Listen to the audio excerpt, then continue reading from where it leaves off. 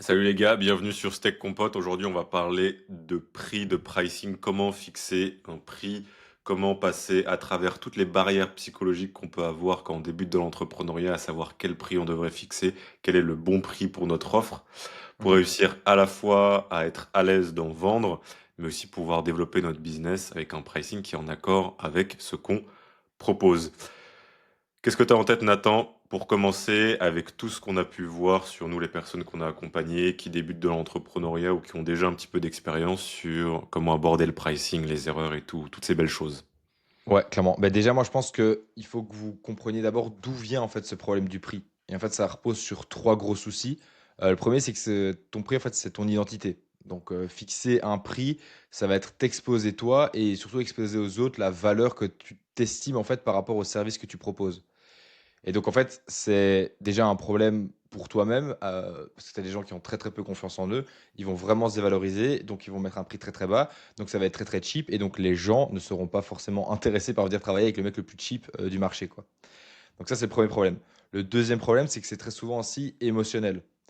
On a Ouais, peur d'être très très rejeté, souvent on ou le on a voit. peur de paraître arrogant, ou on a peur de paraître pour étant le gars, vas-y, moi, mon temps vaut autant d'euros de l'heure. Tu vois, si jamais tu fais du coaching en ligne ou de l'infoprenariat, très souvent, tu vas travailler avec un accompagnement où tu as des taux horaires. Si tu redivises par ton taux horaire, les gens peuvent se dire, ah ouais, putain, le mec, il se fait pas chier, alors qu'il y a un milliard de travail autour et derrière. Et non, tu te fais pas payer autant de l'heure, tu vois, c'est pas vrai. Et la troisième point, c'est que c'est stratégique, en fait. On ne sait pas toujours ce que le client va percevoir comme valeur et tu te dis, bah, si je me mets plus bas qu'un autre, il va me choisir moi, alors que c'est pas du tout vrai. Et surtout quand on débute, essaye de monter un poil ton micro si possible, si ça le Oh là là, débranche pas. On a des, on des problèmes, essaye. des galères de micro, de connectivité. Euh, le truc, c'est que on le voit très souvent quand, avec les personnes qu'on aide qui débutent, et même moi quand j'ai débuté, c'est psychologiquement c'est très dur de mettre un prix parce qu'on sait pas en fait vraiment ce qu'on va donner comme valeur, on sait pas comment se positionner. Euh, et souvent on a presque, on pense pas qu'on a la légitimité de demander de l'argent par rapport à ce qu'on a à offrir. On pense très souvent que l'expertise qu'on a, l'offre ou ce qu'on propose, ça vaut bien moins que la vraie qualité de ce qu'on va donner. Le premier truc que j'aimerais que les personnes qui écoutent ça aient en tête, c'est pas vous qui allez décider in fine du bon prix, c'est le marché, c'est votre cible. Vous pouvez mettre un prix qui est bien trop élevé, les gens n'achètent pas. Ok. Vous pouvez mettre un prix qui est bien trop bas, bah peut-être ça va baisser la valeur, on va en parler de votre offre, et derrière, vous n'arrivez pas à développer le business. C'est toujours le marché qui va vous dire si votre prix il est bien. Si vous pensez que votre prix il est trop cher, mais que tout le monde vous dit oui et personne vous dit non, peut-être que justement c'est l'opposé. Et donc juste, il faut essayer, et je sais que c'est dur parce que il y a le côté vraiment émotionnel qui rentre dedans, il faut essayer d'approcher ce côté prix avec une approche qui est beaucoup plus rationnelle de notre côté. Et d'essayer d'enlever ce côté émotionnel et de juste agir sur des faits qui sont pas forcément basés sur la réalité, et juste sur nous, ce qu'on pense, nos a priori, notre offre et autres. Clairement. Mais aussi, enfin, dites-vous dans votre tête, ok, mais avec qui est-ce que j'ai vraiment pas envie de travailler du tout? Et en fait, là, le prix peut déjà être un premier filtre, en fait. Donc Ouais. ça peut être aussi intéressant. Euh, Parce qu'en fait, votre prix va vraiment vous révéler, comme je le disais tout à l'heure, votre identité, quoi. Ok, sur le marché, je me situe là, je suis pour ces gens-là. Et en fait, ça va déjà faire un tri de base. Genre, arrêtez de perdre votre temps à faire des avatars clients dans tous les sens où tu sais exactement la pointure du mec avec qui tu vas vendre ton offre. Mais commencez vraiment par contre à vous dire, OK, mais je vise les cadres. Les cadres, ils gagnent combien entre 4 et 10 000 euros par mois? Ils peuvent peut-être payer 1 000 euros pour j'en sais rien moi, pour la reprise en énergie ou quoi. Ça, c'est faisable, quoi. Donc, moi, je trouve qu'il y a, je sais pas si tu vois, toi, des erreurs assez fréquentes au niveau de la position dans le prix. Il y a plein de trucs pour moi. Bah déjà, je vois ce que moi j'ai pu faire. La première pour moi, c'est juste de beaucoup trop pricer bien trop bas. Euh, Comme tu le dis, ça amène plein de problèmes. Déjà, c'est bête, mais le pricing va déterminer la qualité des clients.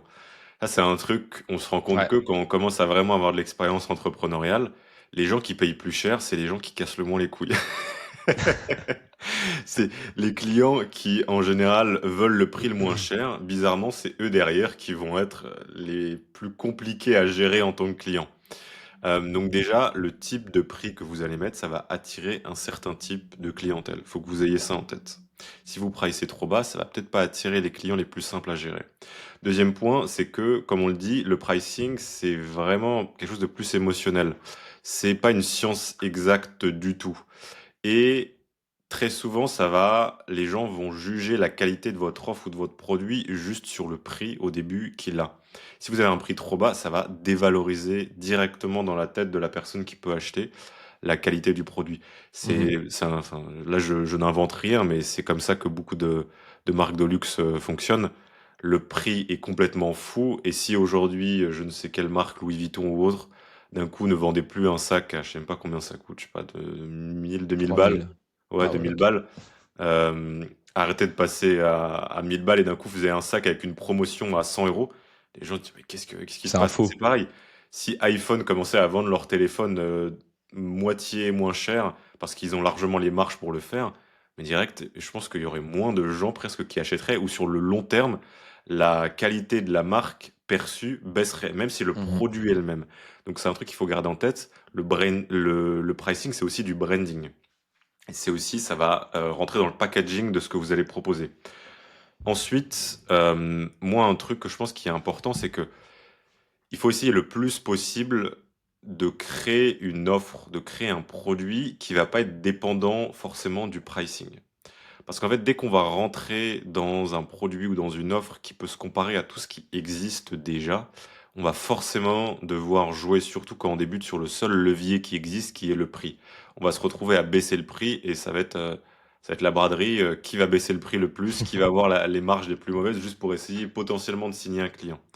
Et donc l'approche que moi je conseille d'avoir à la place, au lieu de se dire, je trouve, qui est pour moi une stratégie de merde, où tu te dis, tu trouves des produits qui existent déjà, tu fais la même chose, mais tu te dis, je vais payer moins, je vais mettre en moins cher. Je trouve que Mhm. ça, sur le long terme, c'est pas un business qui est périn.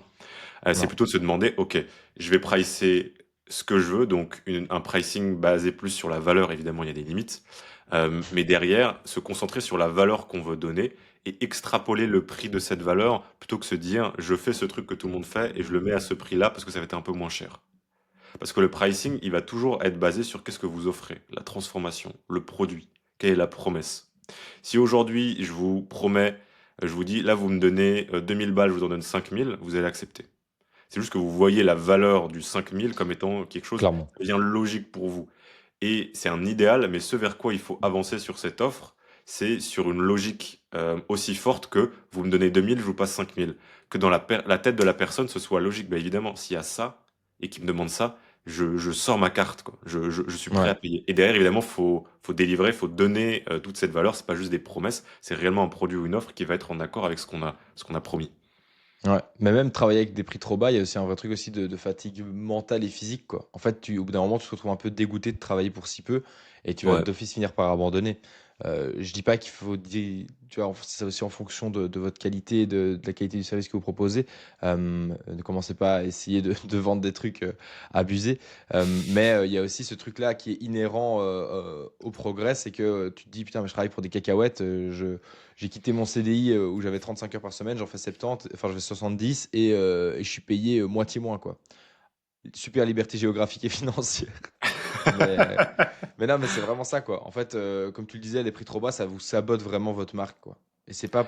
En fait, le vrai truc aussi qu'on dit, et on l'a fait, on en a parlé dans le podcast sur comment closer ses premiers clients, c'est que pourquoi est-ce qu'en fait le prix est aussi important pour vous pour le moment, c'est qu'en fait vous vendez encore trop les features de votre offre au lieu de vendre la transformation que vous avez proposée.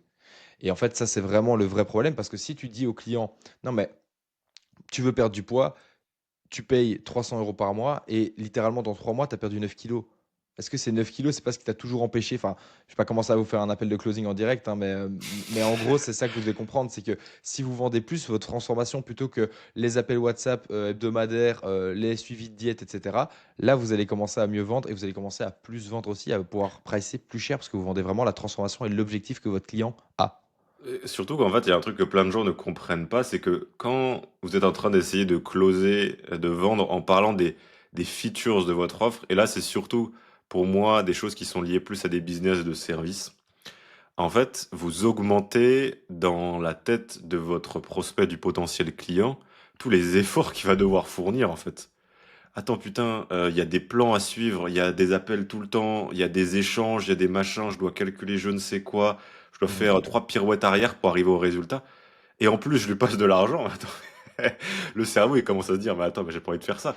Alors que derrière, si on part direct sur l'objectif final, la transformation, contre l'argent, derrière, bah, ça devient beaucoup plus logique d'accepter cette chose-là. Donc faites Clairement. attention, bon, c'est un autre sujet, mais faites attention à partir trop sur vous, les détails techniques de votre offre. Je sais qu'on aime beaucoup parler de ce qu'on a à proposer parce qu'on est passionné par ça, mais souvent, les gens qui ont besoin d'aide dessus, ils ont besoin d'aide dessus parce qu'ils sont pas passionnés forcément par ça. Sinon, peut-être Clairement. qu'ils auraient pas forcément besoin d'aide. Ouais. Donc faut garder ça en tête. Cependant, moi je trouve que, et tu vas me dire ce que t'en penses, c'est bien au début de mettre des prix qui sont quand même bas, au tout début. Parce que selon moi, les premiers clients que vous allez avoir, surtout sur des offres de services, mais même pour moi ça vaut sur d'autres offres, que ce soit du SaaS, que ce soit de l'e-commerce ou autre. Évidemment, c'est une approche un peu différente parce que c'est pas la même LTV, pas les mêmes prix. Mais c'est donc brader ses prix parce que le but quand on lance un produit, une offre, c'est pas forcément de gagner beaucoup d'argent pour moi, c'est surtout d'avoir des apprentissages sur le marché, sur qu'est-ce que les gens recherchent par rapport à ce qu'on a, comment est-ce qu'on peut améliorer notre offre, avoir des avis clients. Et Ouais. donc, si baisser vos prix, ça vous aide à closer plus de clients au début, avoir plus de clients, parce que techniquement, bah oui, il y a quand même plus de gens qui achètent quand c'est moins cher, et que avoir plus de clients, peut-être que ça baisse vos marges, mais c'est pas forcément ce que vous cherchez au début. Au début, vous cherchez des apprentissages, vous cherchez à améliorer votre offre, vous cherchez à avoir des avis clients. Pour moi, ça vaut le coup. Et c'est souvent ce qu'on fait. On fait exprès de, avec les gens qu'on accompagne, ou même ce qu'on recommande à des personnes qu'on conseille, de mettre au début dans ses premiers clients, aller chercher ces 3 à 5 premiers clients avec cette offre qui est juste une hypothèse, notre première offre, parce qu'on n'a pas vraiment eu de retour du marché.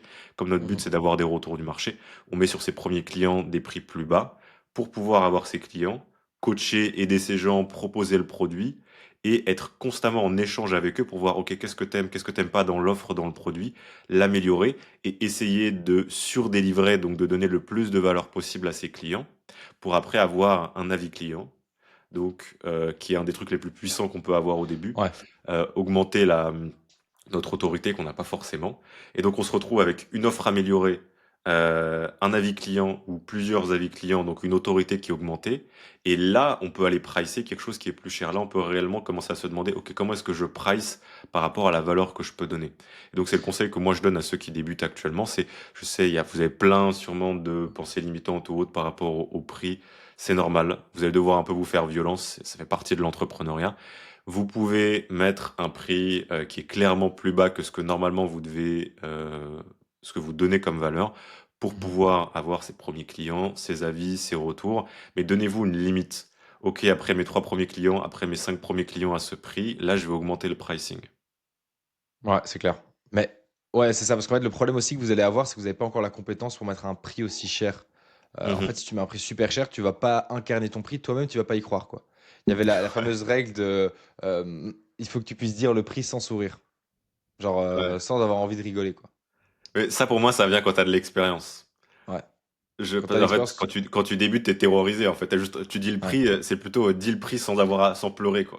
Ouais, c'est ça. Dis le prix sans, avec un slip propre. Non, non, mais clairement, clairement. Mais donc ouais, c'est ça, tu dois vraiment te dire que, avec ton prix trop cher au début, tu vas en fait juste cramer des clients, quoi. Alors que c'est des gens qui auraient été prêts à payer si ça avait été moins cher, parce que pour le moment, tu pas de confiance, tu pas de preuves et t'as pas vraiment ton offre est pas la plus structurée du monde, quoi. Donc en fait, tu peux pas montrer exactement comment est-ce que la personne, ça peut fonctionner pour elle pour le moment. Donc tu te dois de genre en mode, calme cow-boy et essaye de d'abord, avoir un peu de proof et puis tu reviendras avec un prix beaucoup plus cher et le truc qui est le plus puissant, moi j'ai fait du marketing, je commence à faire du contenu que depuis décembre, mais ça fait 5 ans que je fais que je suis en train de bosser. Le référal, c'est le truc le plus fort au monde. Et en fait, le référal, Ouais. ça se base sur quoi? Sur le fait que tu fasses ton service bien et que les gens soient fiers de pouvoir te conseiller à un de leurs potes pour que tu puisses exercer la même chose. Donc en fait, Referral, donc c'est- des recommandations. Mais c'est pas exactement le bon mot, parce que referral, c'est du coup quand des gens prennent des commissions, mais j'ai plus le mot en français. ouais, mais Bref, en en fait, bah, gros, moi c'est quand ça que des je clients faisais. vous ramènent des clients, que vous les payez ou pas, on va dire. Voilà. Mais un Ouais, peu c'est du ça. bouche Bon, en à gros, oreille, donc des je payais mes recommandations. clients pour qu'ils me ramènent des clients, quoi. En gros, c'est ça. Ouais. Et ça fonctionne très bien, mais ça fonctionne que si ton client est très content, quoi. Parce que si tu fais un Ouais. service nul par rapport en fait, si tu lui promets un 9 sur 10, que ton prix il est à 10 sur 10 et que tu lui délivres un 7, Mmh. il va pas du tout être content de ce que tu peux lui offrir, quoi. Ouais, complètement. Au début, c'est pour ça que dans tous les cas, même si on vous pricez haut, il faut toujours que, in fine, au bout du compte, la valeur que vous avez donnée ou le résultat qui est venu après votre produit, après votre service, ce soit au-dessus du prix. Donc en fait, vous allez toujours devoir vous placer en dessous pour rendre le client satisfait, mais c'est juste que vous pouvez donner tellement qu'en fait, peut-être que vous donnez 5 000 € de valeur, mais derrière, vous pricez 3 000 € ou 2 000 €. Mmh. Et donc la personne est quand même satisfaite, même si peut-être dans votre tête aujourd'hui c'est un chiffre qui est élevé. Et ça peut marcher pour tout, pour pricer 10 Clairement, 000 € et donner le double en valeur. Il n'y a pas c'est vraiment de sûr. limite à ça. Bon, évidemment, B2C, B2B, ça dépend un petit peu, mais je pense qu'il faut toujours garder ça en tête. Et ce côté referral, comme tu le dis, recommandation, il est extrêmement important. C'est pour ça qu'il faut toujours essayer d'avoir un prix quand même qui va vous laisser de la marge pour que les gens à la fin se disent, mais en fait c'est fou, pour tout ce que j'ai eu, c'est euh, c'est un prix qui est bradé. Et l'objectif pour moi, c'est que ce soit un prix dans la tête qui est bradé du client, mais en fait pour vous, ça vous fait quand même évidemment des très bonnes marges, ça vous permet de développer le business. Et c'est là où ça devient assez intéressant. C'est clair. Donc, avant que vous perdiez confiance dans votre prix, parce qu'en fait, le problème, c'est que si vous mettez un prix trop haut ou trop bas, enfin, si vous allez forcément vous prendre des non au début. Et donc, surtout, ne perdez pas confiance et ne changez pas votre prix après votre premier, deuxième, troisième, même dixième non. Essayez d'abord de vraiment comprendre en fait d'où proviennent ces noms et essayez de regarder à nouveau vos calls de vente comme j'ai déjà pu le faire et voir en fait où est-ce que ça a pêché quoi. Où est-ce que le client il a commencé à grimacer et comment ça se fait qu'il a commencé à grimacer et qu'est-ce que vous avez dit pour le froisser. Donc, dites-vous vraiment, en fait, quelle transformation j'apporte et combien est-ce que les gens seraient prêts à la payer. Mais genre, c'est pour ça que la méthode de pricing que nous, on fait avec Spark pour les gens qui débutent vraiment de zéro l'entrepreneuriat, ça fonctionne extrêmement bien. Ouais. Et d'ailleurs, c'est un conseil. Beaucoup de gens disent que quand on débute, il faut travailler gratuitement. Pour moi, ça peut se faire, mais avec l'expérience, je suis de moins en moins fan de cette approche. Mhm. Parce que le but, souvent l'explication derrière avoir des premiers clients gratuits, en soi c'est faisable, hein. J'ai fait comme ça a marché pour moi dans le passé, j'ai vu d'autres gens pour qui ça a fonctionné. Donc il n'y a pas d'approche parfaite à ce niveau, mais il faut pas que vous choisissiez de pricer gratuitement juste parce que vous avez peur de demander de l'argent. Que ce soit un peu une excuse pour vous de pricer gratuitement. Actuellement, moi, je trouve que ça marche mieux de mettre un petit prix. Même juste un pricing, mais tout bête, quelque chose juste au moins plus que gratuit. Parce que souvent, l'explication donc derrière pricer gratuitement, c'est ça vous permettre d'avoir des clients au début et d'apprendre.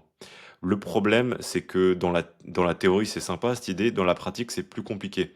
Souvent, quand on met un pricing qui est gratuit, et ben en fait, c'est bête, mais la personne avec qui on va travailler, donc là, on parle plutôt de business de service, bah, elle va pas être impliquée en fait. Parce que quand on propose quelque Mhm. chose de gratuitement, s'il n'y a pas de valeur, la personne n'a pas payé, elle s'est pas investie. Et en fait, si elle n'est pas investie, ça va être difficile pour nous à la fois d'apprendre et à la fois d'avoir cette transformation chez la personne, donc en avis client.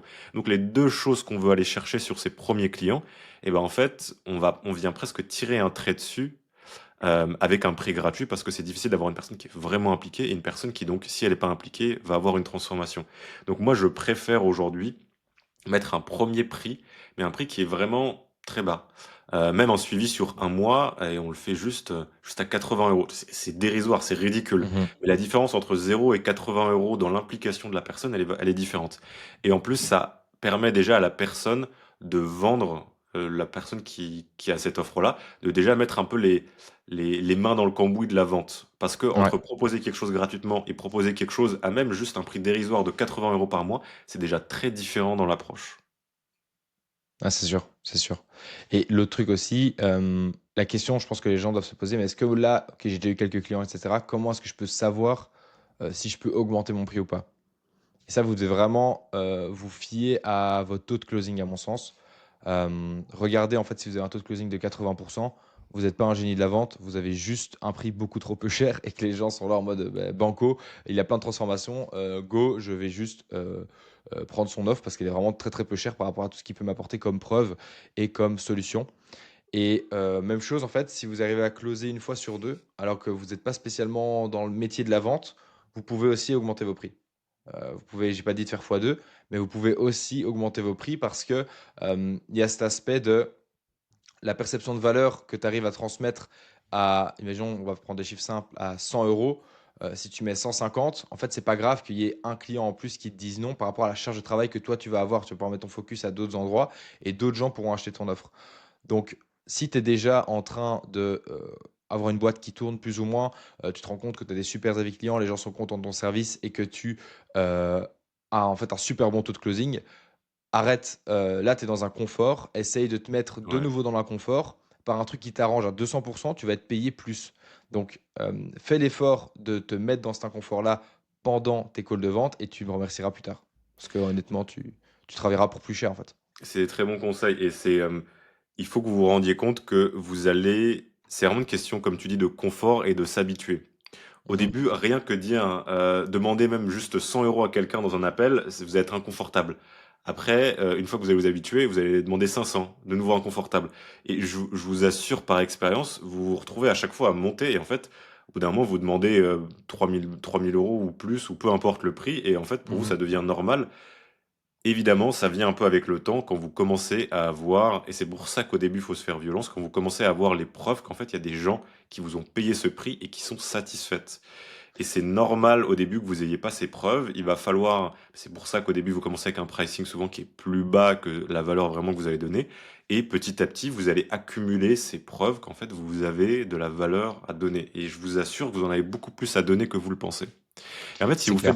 si vous calculez, comme tu le dis, Nathan, c'est, mais ok, là, vous baissez peut-être, vous passez de, je close 7 clients sur 10 à, j'en sais rien, à 1500 euros. Ah, j'en close 5 sur 10, mais je suis pas à 1500, je suis à 2500 au niveau de mon offre. En fait, faites les calculs et vous allez voir que derrière, votre business va progresser, vous allez faire plus d'argent et vous allez avoir aussi moins de temps à investir, plus de temps libre. Donc, en fait, juste, faut essayer d'approcher ça d'une manière presque rationnelle et de voir les chiffres plus que l'émotionnel et d'écouter notre cerveau qui nous dit non, non, demande pas ce prix dans un appel Ouais. parce que tu vas pas être dans ta zone de confort. C'est clair. Et puis en plus aussi, le truc, c'est que bah, vous êtes peut-être pas encore des génies de la vente pour le moment, mais vous allez le devenir. Et surtout, vous êtes déjà meilleur que lors de votre premier call. Ouais, Donc là aussi, vous avez commencé à comprendre comment est-ce qu'on répond à des objections. Vous avez commencé à comprendre comment est-ce qu'on annonce le prix, commencé à comprendre comment est-ce qu'on s'intéresse vraiment au client. Et donc, à partir de là, vous allez pouvoir vous dire aussi, je suis plus à l'aise avec une notion d'argent. Et bah, du coup, ça vaut le coup en fait de prendre mon offre et je peux augmenter mon prix, quoi. exactement. Exactement. Et il y a cette notion quand même de confiance, elle est clé.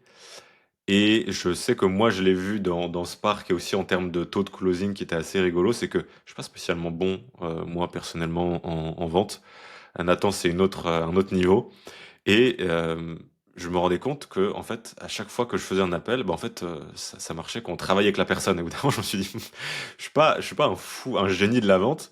Et pourtant, tous les gens avec qui on travaille, ils sont ultra satisfaits. Et en fait, personne me dit non au moment où je donne le prix. Peut-être qu'il y a, peut-être qu'il y a Peut-être un qu'on n'est pas problème. assez cher. Exactement. Et en fait, moi, l'approche que je vous conseille, évidemment, faut toujours garder en tête ce prisme de, faut toujours que vous donniez plus de valeur que ce que vous allez pricer. C'est le plus important. Il faut Mhm. que vos clients ils soient satisfaits. Mais parfois, le problème, c'est pas un problème de pricing, c'est un problème de valeur. Et donc, au lieu de brader votre prix, peut-être regarder ce que vous donnez dans votre offre. Mais moi, peut-être que pour finir, si je devais donner un peu des étapes claires, et tu me diras, toi, ce que tu en penses et les conseils que tu as en plus, Ouais. si on part un petit peu du tout début de l'entrepreneuriat, je débute, je commence avec une offre de service parce que je sais que pour moi, c'est le plus simple, j'ai une compétence à monétiser, je vais aller contacter des gens, j'envoie des messages, je fais des appels de vente. Moi, ce que je ferais, je mettrais un objectif de soit 3 à 5 premiers clients avec un pricing one shot. Un pricing one shot, donc en fait, pas un truc, pas un récurrent ou autre, juste, on commence à travailler ensemble, tu me payes ce prix et c'est tout. Et un pricing qui est extrêmement bas. Je chercherai pas à avoir une offre, si mon offre finale pour moi, c'est un accompagnement sur 3 mois. Évidemment, il y a des offres qui sont presque obligatoires d'avoir un temps qui est long, mais sinon je le réduirai le plus possible, 1 mois ou 6 semaines. Et donc je ferai un prix one shot très bas, juste pour faire en sorte que la personne soit un peu investie et moi ça m'entraîne dans la vente. Et en plus la personne sera très satisfaite parce qu'il y aura un énorme delta, une énorme différence entre le prix et normalement toute la valeur que je lui ai donnée. Donc je mettrai ce prix très bas sur ces 3 à 5 premiers clients. Je ferai tout pour pouvoir apprendre, améliorer mon offre, avoir un très bon avis client à la fin. Et après ce 3 à 5 premiers clients, là, je mettrai un prix qui serait clairement plus élevé. Et ce que je ferai, c'est à chaque fois, faut traquer, mettez des KPI, donc Ouais, des données sur vos taux de closing et tout ça. Si vous voyez que vous avez toujours un bon taux de closing, augmentez entre 25 et même 50% votre prix et vous continuez à voir. Les gens continuent à vous dire oui, les gens sont satisfaits, vous augmentez, vous augmentez. Et dès que vous voyez, donc encore une fois, une approche très rationnelle, dès qu'au bout d'un moment, vous voyez que vos taux de closing ils descendent vraiment, que les gens sont moins satisfaits, là, vous arrêtez. Vous arrêtez à ce prix-là, vous continuez à closer à ce prix-là et vous voyez si vous pouvez améliorer l'offre. Peut-être après, vous allez c'est retenter ça. une augmentation de prix. Pour moi, C'est c'est exactement le ça. truc le plus simple que vous pouvez faire. Ça va prendre du Après, temps, mais techniquement, si c'est vous la êtes à meilleure cette approche. étape, vous êtes plus ou moins à cette étape-là, vous pouvez, normalement, vous êtes autour de 10 000 € par mois, vous pouvez venir déléguer votre vente et là, il y a plus de problème. Le petit, le petit Je plug, rigole, le je salaud. rigole. Non, mais en vrai, le vrai truc aussi, juste qu'il faut rajouter, c'est vraiment assumer vos prix et croyez vraiment en votre produit, en votre transformation, parce qu'en Mm. fait, s'il n'y a pas pour vous une niaque et le fait de vraiment, en fait, pouvoir procéder à un vrai transfert de croyance, les gens d'en face, ils pourront pas croire plus en votre produit que vous, quoi. S'ils croient Mm. pas à 400%, il y a très peu de chances que lui, il y croit à 50. Donc Ouais, vraiment, assumez vos prix. C'est pas grave, vous allez vous prendre des bashings. Assumez vos prix, essayez, comme Lucas le disait, d'augmenter petit à petit. Et forcément, vous allez gagner plus d'argent pour le moins de travail. Donc forcément, ce sera bénéfique pour vous. complètement. Faites-vous confiance dans votre capacité à satisfaire le client, en fait. Je suis sûr que la plupart des gens qu'on a aidés, qui ont des pensées limitantes ou qui ont peur de mettre un prix, c'est des gens qui sont tellement investis dans leur offre que dans tous les cas, même si le prix il est élevé, ils vont tout faire pour que le client soit satisfait et le client sera Ouais, satisfait au bout du compte, en fait. Donc faites-vous confiance dans votre capacité à délivrer, à donner de la valeur et à aider le client. c'est clair. Magnifique. Parfait. Merci les gars d'avoir écouté jusqu'ici. On vous laisse réfléchir à toutes ces belles idées, mettre un bon pricing en accord avec votre offre, vous développer dans votre business et ouais, avoir la bonne approche au niveau du pricing parce qu'en fait, si vous avez pas le bon pricing, vous allez rien faire dans l'entrepreneuriat et vos efforts, ils vont être vains malheureusement. Donc, essayez d'avoir une approche assez rationnelle, de réfléchir à tout ce qu'on vous a dit. Faites-vous confiance sur donner de la valeur par rapport à votre prix. Mettez des commentaires si vous voulez avoir un sujet en particulier ou si vous voulez nous envoyer de la force. Et je pense qu'on est bon. On est bon. Vous pouvez venir dire. Bref, allez, je sais plus parler. On est bon. Vous Non pouvez mais venir juste les nous intros, c'est pas expliquer. possible. Non, les intros et les outros, c'est à chaque fois horrible. Vous pouvez venir nous expliquer votre prix et votre problématique potentiellement sur Instagram pour qu'on puisse aussi vous aider si jamais ce podcast-là n'a pas suffi ou que vous êtes un peu dans un état de flou au niveau de votre prix pour le moment. Et je pense qu'on est à 200% bon. Mettez 5 étoiles sur Spotify si vous nous écoutez sur Ah, Spotify. Je vois qu'on a 11 notes. C'est énorme. ah C'est ouais, on a 11 énorme. notes. Putain, Ouais, j'avais il y pas en a. regardé. Mais Et il j'ai faut vu les qu'il y 5 avait des étoiles. petites stats qui arrivaient sur Spotify. C'est très cool ça. Ouais. Et on a passé les 200 abonnés sur YouTube, donc merci beaucoup. Partagez à vos potes, faites des stories, découpez, faites des clips sur TikTok, rendez-nous, faites de nous des stars en fait. Ouais, Et exactement. Mettez des affiches de nous dehors. dans le métro, partout, partout. Bon allez les gars, on compte sur vous et ouais, on va vous laisser réfléchir à tout ce qu'on a dit et mettez le bon pricing, faites de belles choses et on est bon. Magnifique, ciao, ciao. Ciao les gars.